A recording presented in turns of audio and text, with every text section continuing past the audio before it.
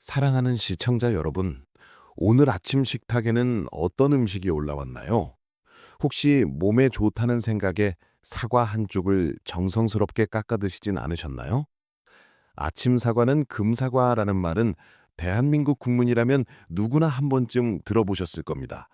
그래서인지 많은 분들이 건강을 지키기 위해 혹은 소화를 돕기 위해 습관처럼 사과를 챙겨 드시곤 합니다. 하지만 오늘 제가 드릴 말씀은 조금 충격적일 수도 있습니다. 여러분이 건강을 위해 매일 챙겨 드셨던 그 사과 한 조각이 평소 즐겨 드시는 어떤 음식과 만나는 순간 내 몸속의 장기를 서서히 망가뜨리고 있었다면 믿으시겠습니까? 특히 우리 몸의 정수기 필터 역할을 하는 콩팥, 즉 신장을 소리 없이 파괴하고 있었다면요. 사과 자체는 분명 훌륭한 과일입니다. 비타민이 풍부하고 식이섬유가 가득해 의사들도 권장하는 좋은 식품이죠. 그러나 문제는 조합입니다. 우리가 무심코 함께 먹었던 반찬, 후식 혹은 건강 간식들이 사과와 뱃속에서 섞이는 순간 상상조차 못한 화학 반응을 일으켜 독소를 만들어낼 수 있습니다. 실제로 진료 현장에서는 평생 술, 담배도 안 하시고 식단 관리도 열심히 하셨는데 갑작스럽게 신장 기능이 뚝 떨어져서 오시는 60대, 70대 어르신들을 너무나 많이 뵙습니다. 그분들의 이야기를 들어보면 공통점이 하나 있습니다. 바로 이 음식과 사과를 매일같이 드셨다는 겁니다. 오늘 이 영상을 보시는 여러분만큼은 그런 안타까운 일을 겪지 않으셨으면 좋겠습니다. 단순히 먹지 마세요라고 겁을 드리려는 게 아닙니다. 왜 위험한지, 그렇다면 어떻게 먹어야 약이 되는지 아주 구체적이고 실천 가능한 방법을 알려드리기 위해서입니다. 지금부터 제가 들려드릴 이야기는 여러분의 남은 인생을 투석기 없이 건강하게 보낼 수 있게 해주는 아주 중요한 생명줄이 될 것입니다. 부디 오늘 영상을 끝까지 집중해서 봐주시고 주변의 소중한 분들에게도 꼭 공유해 주시길 간절히 부탁드립니다. 병원에 가서 검사를 받아보면 수치상으로는 정상입니다. 혹은 나이가 드셔서 자연스러운 노화 현상입니다. 라는 말을 듣고 답답한 마음에 가슴을 쳐보신 적이 있으신가요? 몸은 분명 예전 같지 않습니다. 자고 일어나면 손발이 퉁퉁 붓고 소변을 봐도 개운치 않고 거품이 끼는데 병원에서는 뚜렷한 병명이 없다고 하니 얼마나 불안하고 속이 타셨을까요? 저는 그 마음을 누구보다 잘 압니다. 여러분이 잘못해서 그런 게 절대 아닙니다. 여러분은 그저 가족을 위해 열심히 사셨고 건강해지고 싶어서 남들이 좋다는 음식을 챙겨 드신 죄밖에 없습니다. 하지만 우리 몸은 나이가 들수록 아주 예민한 악기처럼 변합니다. 젊었을 때는 돌을 씹어 먹어도 소화시킬 만큼 튼튼했던 위장과 신장이지만 60대가 넘어가면 작은 자극에도 쉽게 상처받고 기능이 떨어지게 됩니다.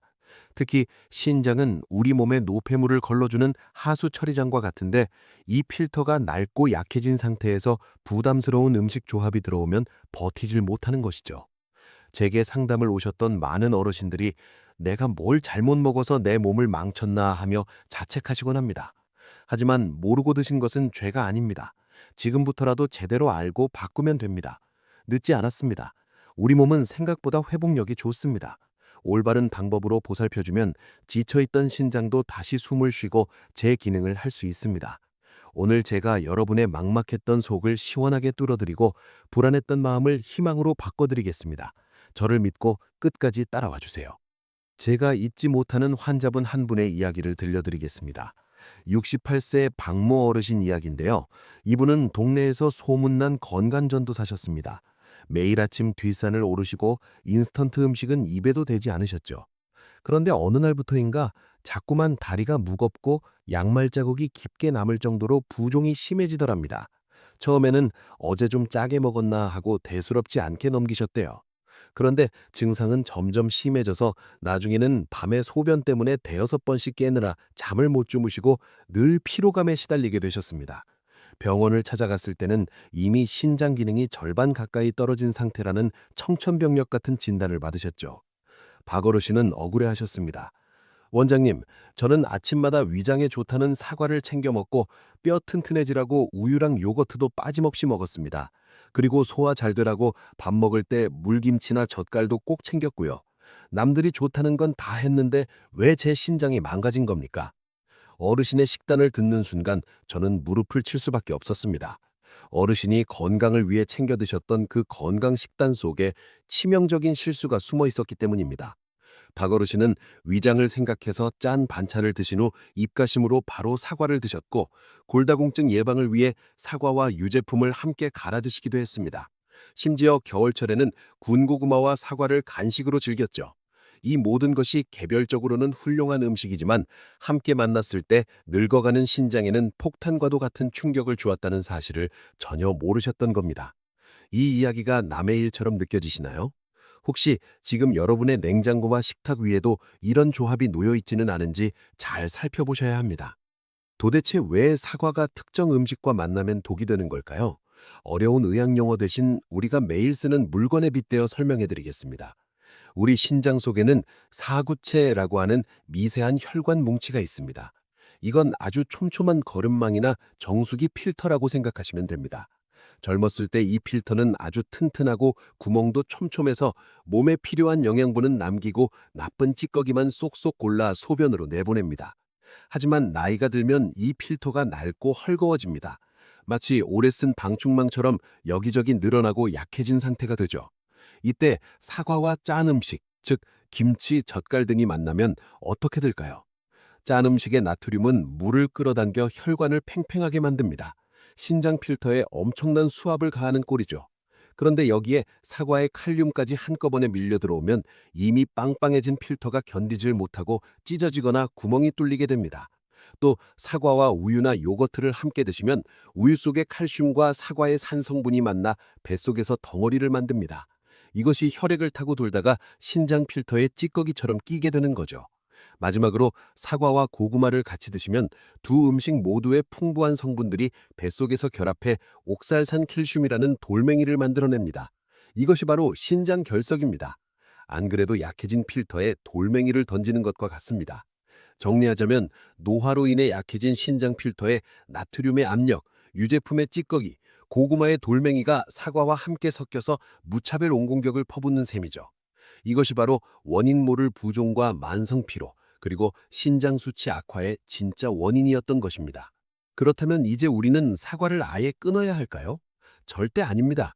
오히려 사과는 신장을 살리는 최고의 명약이 될 수 있습니다. 단 어떻게 먹느냐가 중요합니다. 제가 제안하는 해결책은 의외로 간단합니다. 바로 짝꿍을 바꿔주는 것입니다. 나쁜 친구와 어울리면 나쁜 길로 빠지지만 좋은 친구를 만나면 인생이 바뀌듯 음식도 똑같습니다. 사과가 가진 독성을 중화시키고 오히려 약성을 배가시키는 찰떡궁합 음식들이 있습니다. 첫 번째 해결책은 무입니다. 무는 천연 소화제이자 해독제입니다. 사과와 무가 만나면 무의 알칼리 성분이 사과의 산성을 중화시키고 신장에 쌓인 독소를 씻어내는 세정제 역할을 합니다. 두 번째는 열을 가하는 것입니다. 사과를 찌거나 익히면 차가운 성질이 따뜻하게 변하고 항산화 성분이 무려 8배나 증가합니다. 이것은 조그라든 신장 혈관을 넓혀주고 혈액순환을 돕는 것이죠. 세 번째는 검은 콩입니다. 신장은 한의학에서 검은색과 연결된 장기입니다. 검은 콩의 안토시아닌 성분은 사과와 만나면 시너지 효과를 내어 신장 세포를 재생시키는 데 탁월한 효과를 발휘합니다.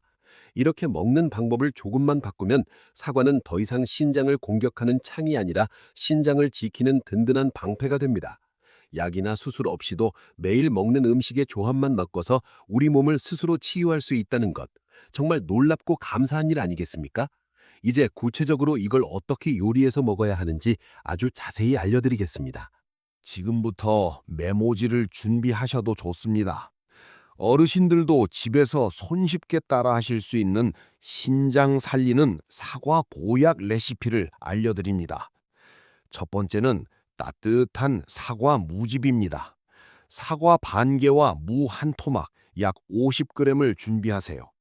중요한 건 물을 생으로 쓰지 않고 끓는 물에 30초 정도 살짝 데치는 것입니다. 이렇게 하면 무의 매운맛은 사라지고 신장에 부담을 주는 성분은 날아갑니다. 데친 무와 껍질째 썬 사과, 씨는 반드시 제거하세요. 를 믹서기에 넣고 따뜻한 물 한 컵과 함께 곱게 갈아 마십니다. 아침 공복에 드시면 밤새 쌓인 독소가 소변으로 시원하게 배출됩니다. 두 번째는 사과 꿀 계피찜입니다. 사과의 윗부분을 뚜껑처럼 잘라내고 숟가락으로 속의 씨앗 부분을 파냅니다. 그 빈 공간에 꿀 한 스푼과 계피가루 반 티스푼을 넣으세요. 그리고 찜기에 넣어 20분 정도 푹 찝니다. 사과가 투명하고 말랑말랑해지면 꺼내서 드세요. 계피의 따뜻한 기운이 신장의 혈류를 뚫어주고 익힌 사과의 팩틴이 노폐물을 흡착해 배출합니다. 저녁 간식으로 드시면 좋습니다. 세 번째는 사과 검은 콩 죽입니다. 불린 검은 콩을 냄비에 삶다가 콩이 다 익을 때쯤 잘게 썬 사과와 얇게 저민 생강 한쪽을 넣고 5분만 더 끓입니다. 이걸 믹서에 갈아서 죽처럼 드시는 겁니다. 콩의 단백질과 사과의 비타민, 생강의 온혈 효과가 합쳐져 신장 기능을 되살리는 최고의 보양식이 됩니다. 이 방법들을 일주일에 3, 4회 정도 번갈아가며 실천해 보세요. 이때 주의하실 점은 설탕이나 소금을 절대 추가하지 않는 것입니다. 재료 본연의 맛으로도 충분히 맛있고 건강합니다. 이 부분이 정말 중요합니다. 꼭 기억해 주세요. 아무리 좋은 음식이라도 내 몸에 맞지 않으면 독이 될 수 있기에 몇 가지 주의사항을 꼭 말씀드려야겠습니다. 먼저 만성 신부전 진단을 이미 받으셔서 칼륨 섭취를 엄격하게 제한해야 하는 분들이 계십니다. 병원에서 칼륨 조심하세요라는 말을 들으신 분들은 사과나 검은 콩을 드실 때 반드시 주치의와 상의하셔야 합니다. 또는 재료를 물에 2시간 이상 담가 두었다가 조리하거나 끓는 물에 데쳐서 칼륨을 충분히 빼낸 후에 드시는 것이 안전합니다. 그리고 당뇨가 심하신 분들은 사과 꿀 계피찜을 드실 때 꿀의 양을 반으로 줄이거나 빼시는 것이 좋습니다. 사과 자체의 당도로도 충분히 단맛을 느낄 수 있으니까요. 또한 위장이 아주 약해서 빈속에 즙을 드시면 속이 쓰린 분들은 식사 후에 드시는 것으로 순서를 바꾸셔도 됩니다. 건강 정보는 맹신하기보다 내 몸의 소리에 귀를 기울이며 적용하는 것이 가장 지혜로운 방법입니다. 혹시라도 드시다가 속이 불편하거나 몸이 붓는 느낌이 든다면 즉시 중단하고 전문가와 상담하세요.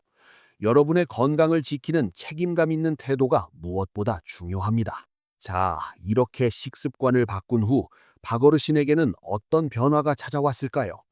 저와 상담 후 박어르신은 짠 김치와 사과를 같이 먹는 습관을 딱 끊으셨습니다. 대신 아침에는 따뜻한 사과 무집을, 저녁에는 가끔 사과 꿀 계피찜을 만들어 드셨죠. 처음 일주일은 별다른 변화를 못 느끼셨다고 해요. 하지만 보름이 지나자 아침마다 퉁퉁 부어서 주먹이 잘 쥐어지지 않던 증상이 사라지기 시작했습니다. 한 달이 지나 병원에서 검사를 받았는데 의사 선생님이 깜짝 놀라시더랍니다. 어르신, 요즘 뭐 좋은 거 드세요? 신장 수치가 눈에 띄게 안정을 찾았네요. 무엇보다 박어르신을 기쁘게 한 건 일상의 활력이었습니다.